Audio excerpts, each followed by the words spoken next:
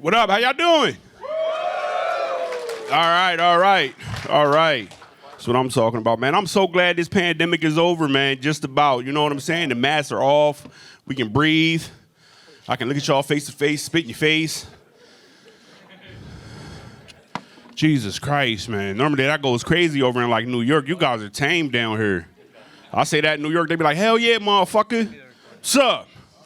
Shit, how you doing? Your man left, so I get to hit on you. She got that big smile too, Kool-Aid. How long he gonna be gone? Here's my number. No, I'm just joking. Nah, I'm a truck driver in the daytime for my company. I happen to be the only black truck driver. So every time a white person does something, I gotta go take the drug test. Like I'll get back from my route and shit, and they'll be like, hey Damien, how was your day? I'm like, yo, my day was pretty good. You know, they was like, Jake drove through the fence, so we need you to go take this drug test for him. I'm like, man, fuck Jake, man. You know Jake's a heroin addict, bro. I caught him out there in between the trucks cooking up heroin like Smeagol from Lord of the Rings. He was just, you're precious. Shit pisses me off, man. Pisses me off. I used to work with a guy, right? He was like, so what do you do outside of work? Because he was real curious. I happened to be one of the only black guys there. And I was pretty open talking to people, you know what I mean? So he was like, what do you do? I'm like, well, I'm a stand-up comedian. He was like, oh, really? You got any videos? I'm like, yeah, I got some shit on YouTube. Check it out. He goes, checks it out, comes back the next day and was like, oh, man, look, man, you're funny. I got to get you on my boat. I'm like, on your boat? He was like, yeah, man, I got a 120-foot sailboat, man. You be perfect. I'm like, whoa, stop right there, bro. Stop right there. That's how y'all got us here. You are not getting me on a boat to take me back to Africa. I know how this works. Like, I'm stamped in America, goddammit. I was born here. You gonna take me back? I'm gonna go back. They gonna be like, what do I? I'd be like, I don't know, man. I just hopped on a boat and here I am, you know. Welcome to Africa. Get that African welfare, you know what I'm saying? That shit come with like fake Rolexes and Ebola. Idi Amin food stamps. That's for the older folks. A lot of y'all young people don't know who Idi Amin is. Oh, man, what's going on? Oh, now he's back. You don't want to... Dude, when you was gone, man, we exchanged numbers and everything. You missed out, bro. Like, she's basically pregnant with my kid right now. You don't even know it. Oh, man. Weed smokers, are we in the building? I hate y'all, too. Told you I got to take random drug tests, but there's a different reason why I hate y'all. It's like, I'm pretty sure everyone that say, woo, you got a job where you can show up high, hungover from the next day and shit, talk to your boss. He'd be like, hey, you're kind of running late. You just slip him a 20 sack. You know, he's like, extra week of vacation. Not me. You know, they hound me like, I'm an alcoholic. I'm not going to lie to y'all. This is basically an AA meeting with me on stage in front of 180 people.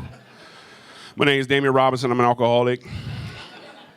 Ah, man. Porn. Y'all like porn? I know you like porn the way you said, yeah. Believe it or not, I used to be a porn star. My name was Filler Hyman. Yep.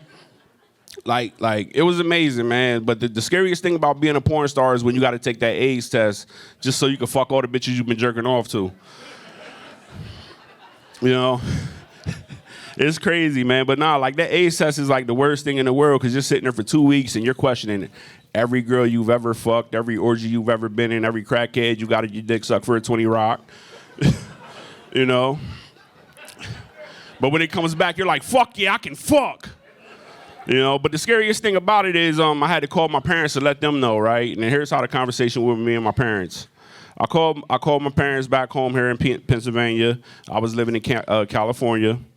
And I was like, hey, Dad, Mom, you might want to sit down for this, what I'm about to tell you. They were like, what the fuck's going on?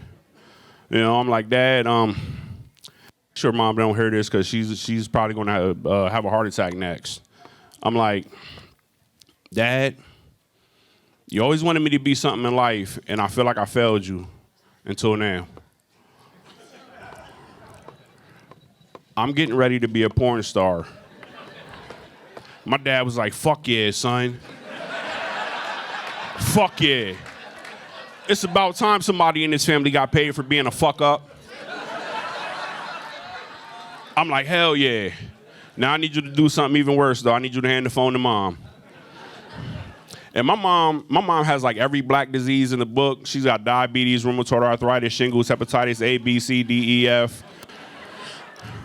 You know, she had 3 strokes. So I'm like, Mom, please sit down for this. She was like, I'm sitting down, motherfucker. What is it? I said, Mom, I'm about to be a porn star. She was like, okay. Yeah, same, the expression you get. She was like, okay. Just let me know what movies you're going to be in so me and your dad don't rent them.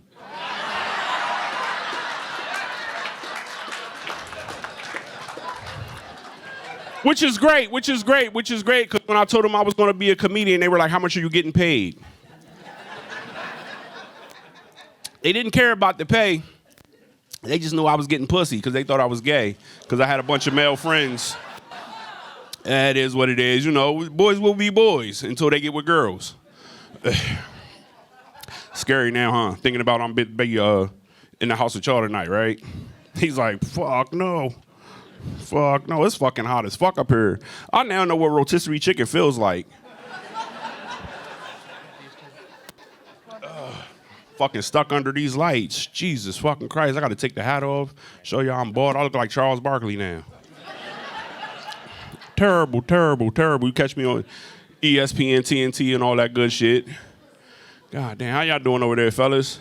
I just gotta ask y'all, man, y'all came in here, where the hoes at, man? Y'all supposed to have the hoes tonight, bruh. I got y'all front row thinking y'all gonna get 3 more to come in. It's just y'all 3. It's all right, man. It's all right. Any interracial couples here tonight? Oh, I got 2 in the back. That's what I'm talking about. How long y'all been together back there? 7 years? That's amazing. I know the sex is pretty good. So what is it? It's a white woman and a black dude. It's opposite? What is it then? Because I'm pretty sure a white girl came in here looking for a black dude. Yeah, that's them. All right, that's them. Do y'all role play in sex? Hell yeah. What y'all play? All kinds. Do y'all play the slave and the fucking house mistress? Nah, listen. I'm light-skinned black, right? And I always wanted to date a white woman because I always wanted to play that role. You know, I wanted to be the Mandingo. You know what I'm saying? Like, here's how you do it. Sir, you go out, put a potato burlap sack shirt on, just go start picking daffodils in the yard. Lady, you put on a white sundress, come to the back door. Be like, hey, Jeremiah. Swirl glass, Big Daddy's not home tonight, so why don't you come on up to the big house? And you just turn around with your dick hard. Yes, sir, ma'am? I was coming. I was coming.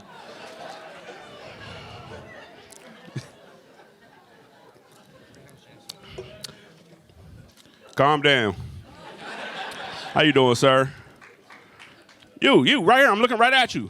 You kind of froze up on me. I thought I gave you a stroke or something. I looked at you. It's not a robbery, all right? It's just jokes. It's just jokes. You seem to be about that age, though. Did your doctor, did you get that exam? What exam? The exam. Let me ask you, wife. You seem to not be here tonight. Man, did he get that exam that you're supposed to take? You got that exam? Did you enjoy it? Oh, he was asleep. Jesus Christ. He loved that shit. I'm going to tell y'all something. I had to get my prostate checked when I was 22 years old. Here's a story. It's a true story. I was working at the Patriot News, and I went to go take a shit, right? And I'm nasty because, you know, I'm a nasty motherfucker. And I got up and I wiped my ass and I looked back and I looked at the shit in the toilet because I'm a fecal philiac. For y'all that don't know what a fecal philiac is, I like to look at my own shit. And I also watch Two Girls in One Cup and get hard. Oh, y'all kink shaming? I know what some of y'all in here do. I heard every other comedian in here, but nah, I looked back and I saw that there was blood in the toilet, so I immediately go straight to my boss's office. I'm like, boss, I'm shitting blood. He was like, I can't hear you. I said, yo, I'm shitting blood. Dude at the desk behind him stands up and was like, dog, I always thought you was gay. I said, nigga,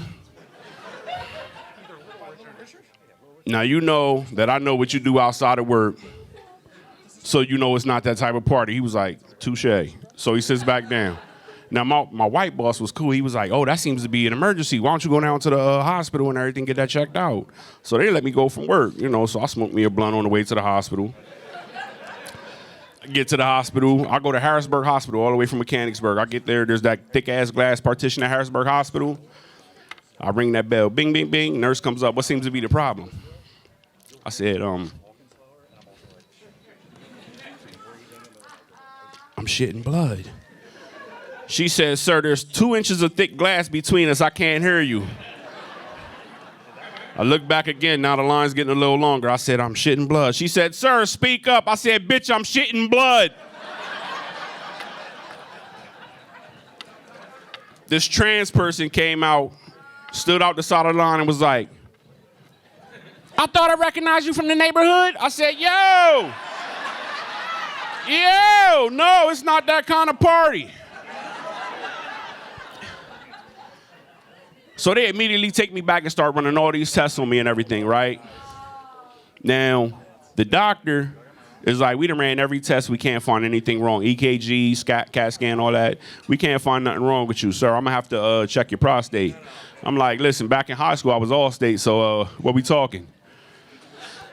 He said, I'm going to have to take these 2 fingers and go up there. So I need you to drop your pants and bend over the table. Now, I'm a heterosexual male. So for me, this is as far as I go. I stood like this on the table. And since I'm black, this is as low as my pants go. Just enough that you could see the boxer imprint. He was like, no, sir, this is what I need you to do. So he pants me, fop, puts his forearm in my back. Now I'm arched like a porn star chick with my ass in the air. He goes in my ass, he's in there searching. I go,